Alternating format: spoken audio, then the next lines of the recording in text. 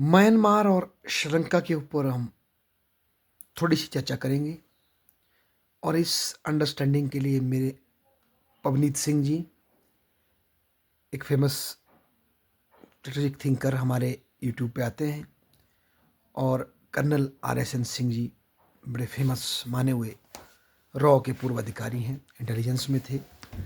उनकी जो अंडरस्टैंडिंग है उसने मेरी अंतर्राष्ट्रीय राजनीति को, साउथ एशिया की राजनीति को समझने की जो परसेप्शन है उसको चेंज कर दिया। अक्सर हम एज ए पॉलिटिकल साइंस के छात्र में के रूप में हम देशों की स्टडी करते हैं, वहाँ होने वाले चुनावों की स्टडी करते हैं, उनको नॉर्मल लेते हैं। पर उन्होंने बहुत सुंदर एग्जाम्पल दिए। मैं शुरू करूँगा पवनीत सिंह जी से। पवनीत सिंह जी एग्जाम्पल देते हैं कि किस तरह से जो आज AKD का फिनोमिना श्रीलंका में है, अरुणा कुमार दसनायके जी, जो कि एक वामपंथी विचारधारा की जनता विमुक्ता पेरुमना पार्टी से आए हैं, को अद्वितीय बहुमत मिला है, चाहे अपने चुनाव हो राष्ट्रपति के, चाहे फिर पार्लियामेंट्री चुनाव हो, और आज वो श्रीलंका की राजनीति के कर्णधार उभर कर आए हैं। जबकि हैरानी की बात यह है कि दुनिया भर में वामपंथ की विचारधारा अपनी अंतिम सांसें ले रही हैं। जो इसके प्राचीन गढ़ थे वहाँ से ये उखड़ रही हैं। क्या कारण था कि वामपंथ की विचारधारा को इतना फेमस वहाँ जगह मिली?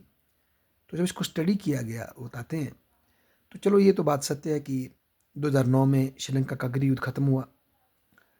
उसके पश्चात श्रीलंका ने पुनर्निर्माण का प्रयास किया, पर इसी समय में हमारे अमेरिका, जो कि सबका फाइनेंसर है, एक महाशक्ति है, उसकी स्थिति ठीक नहीं थी। उसके अपने फाइनेंशियल क्राइसिस चल रहे थे, गोल्डमैन सैच और इस तरह के बड़े बड़े बैंक बैंकरप्ट हो रहे थे। तो ऐसे दौर में चाइना वहाँ आता है, चाइना इन्वेस्टमेंट देता है, चाइना फंडिंग प्रदान करता है और अपने प्रभाव को श्रीलंका में बढ़ाता है, जो कि इन छोटे देशों में अक्सर पाया जाता है कि ये एक फंडर या दूसरे फंडर की तरफ टिल्ट करते हैं। भारत भी अपनी जगह बनाने की कोशिश करता है, परंतु अब जब अमेरिका की स्थिति मजबूत हुई है, तो आज अमेरिका ने फिर से दबाव बढ़ाना शुरू किया। तो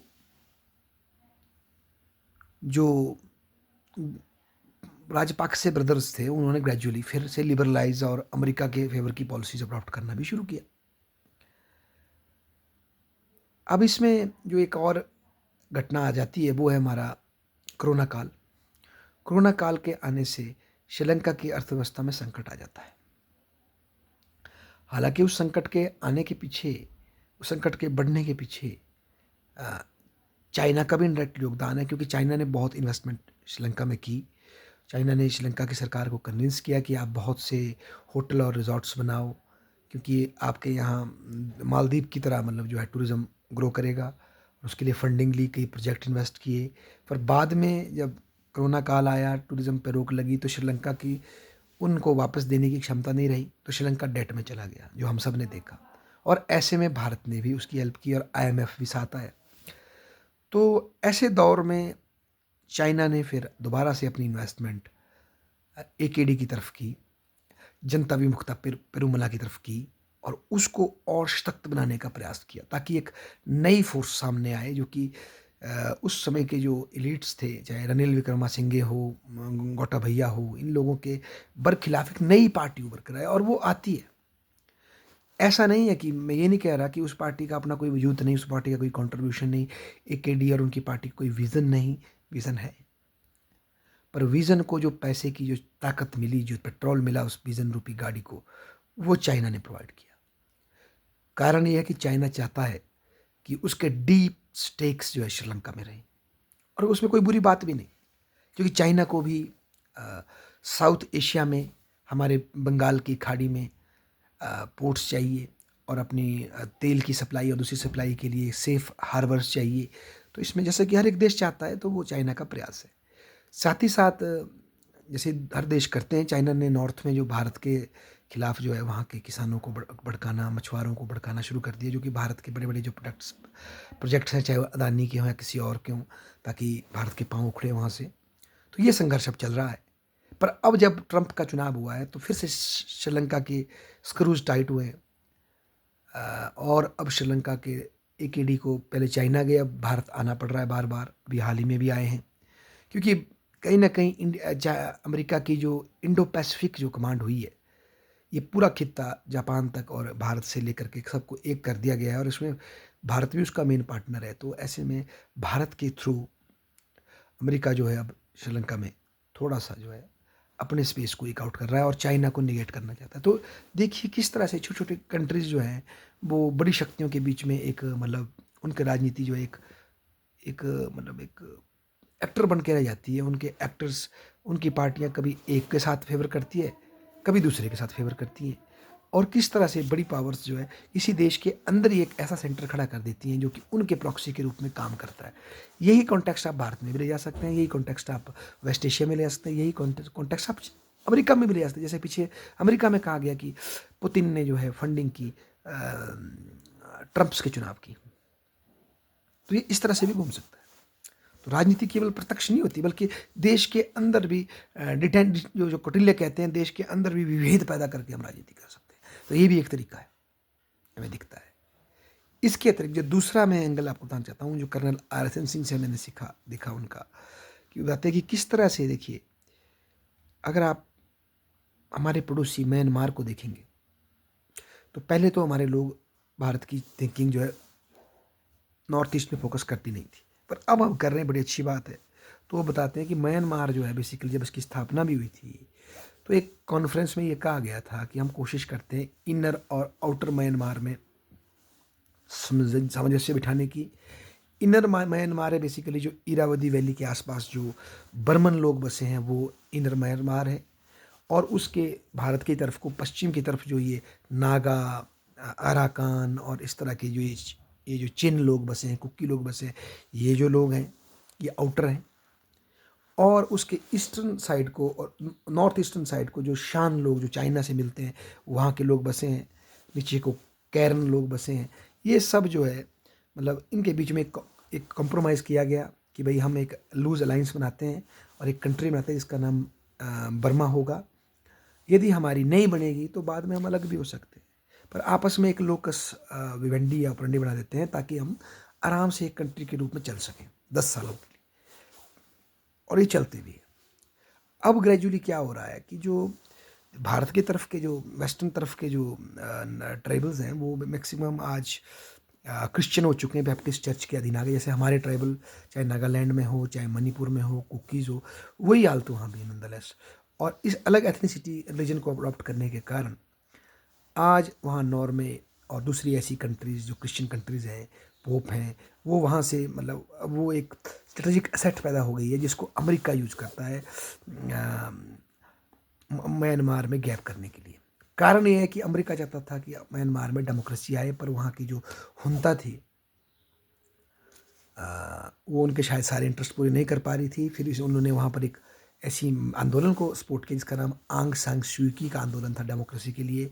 फिर उसमें भी सुधार आता है, पर उसके बावजूद भी आज अमेरिका सेटिस्फाई नहीं है, क्योंकि उस गैप के दौरान जब म्यांमार पर रोक लगाई गई, भारत ने भी उसका साथ नहीं दिया और अमेरिका ने उसको हर तरह से बंद किया, तो चाइना ने म्यांमार में इन्वेस्ट किया और म्यांमार के बीच से, उसके समुद्र तट से लेते हुए ऊपर तक अपने लिए रास्ता निकाला ताकि उसका ट्रांसपोर्टेशन ईजी हो। इन्वेस्टमेंट वहाँ की शान प्रोविंस में ड्रग इंडस्ट्री है उसको भी डेवलप किया, इलीगल ट्रेड के थ्रू चाइना को लाभ हुआ।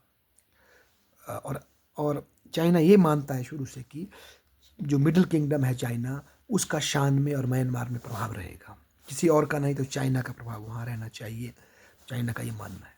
तो किस तरह से उसने अपने उसके अंदर म्यांमार के अंदर डिस्टेंशन पैदा की। अब जब भारत को अपनी गलती रियलाइज़ हुई कि हम सीयूकी के नाम पे अपने रिश्ते म्यांमार से खतरे में नहीं डाल सकते, क्योंकि अगर म्यांमार में इंस्टेबिलिटी है, वो हमारे ट्राइबल इलाकों में इंस्टेबिलिटी पैदा होगी, हमें म्यांमार के साथ मिलकर चलना पड़ेगा। तो हमने ये रियलाइज़ किया लेट में। और अब अमेरिका ये चाहता है कि म्यांमार टूटे, म्यांमार के टुकड़े कर दिए लिटरली अमेरिका ने। कारण ये है कि जो बर्मन अपनी जगह सेफ हैं, पर जो वेस्टर्न पार्ट है हमारे साथ और अराकान आर्मी जो है, इस तरह से ये सारा वेस्टर्न इलाका जो है म्यांमार का, आउटर म्यांमार का और नीचे समुद्र तट तक सारा कब्ज़ा ले लिया गया है और इसमें अमेरिका भी सपोर्ट कर रहा है। ताकि अमेरिका चाइना के इंटरेस्ट को म्यांमार में काउंटर कर सकें। और परली तरफ थाईलैंड के साथ कैरन और ऊपर कुछ शान है लोग हैं, वहाँ अमेरिका चाइना के डीप इंटरेस्ट है। चाइना भी अपने स्ट्रेटेजिक इंटरेस्ट म्यांमार में छोड़ नहीं रहा है। तो इससे ये दिखाई देता है किस तरह से जो छोटे छोटे देश हैं वो बड़ी महाशक्तियों के बीच में उनके शक्तियों के सो कॉल्ड अपने नेशनल इंटरेस्ट के हित में उन छोटे देशों को अपनी कीमत देनी पड़ती है। किस तरह से ये बड़ी शक्तियाँ उन देशों में जो अलग रिलीजियस अलग एथनिक आइडेंटिटी पाई जाती है उनकी फॉल्ट लाइन को हवा देते हैं, बागर देते हैं और फिर दिक्कत पैदा होती है।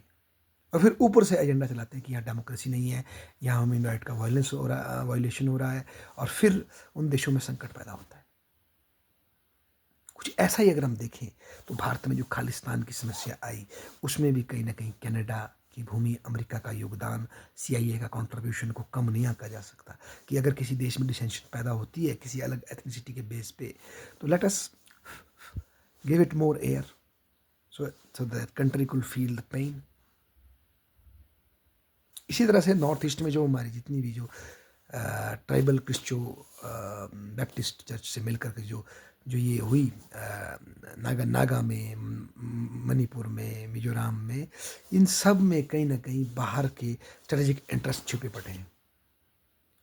ऐसे नहीं कि हमारे लोग बुरे हैं जो वहाँ रह रहे हैं, पर they are being used as strategic interest by larger power. जैसे हाल ही में हमारे लालू धोंगा जी जो गए थे मिजोरम से और कहते हैं कि हम क्रिश्चियन नेशन अलग से बनाएंगे ताकि कुकीज़ जो वहाँ म्यांमार में है हम हैं और बांग्लादेश में नीचे है, हम एक अलग क्रिश्चियन लैंड चाहते हैं जहाँ खुद खुल के हम गवर्न हो सकें। हालांकि भाषा उनकी बड़ी सौम्य थी ताकि उनके गले में कोई फंदा ना फंसे, पर इनडायरेक्टली बात वो वही कह रहे थे। तो इस तरह से देखिए आप कि किस तरह से देशों के अंदर जो विविधता पाई जाती है उसको स्ट्रेटेजिक इंटरेस्ट के रूप में जो बड़ी शक्तियाँ यूज कर लेती हैं। धन्यवाद।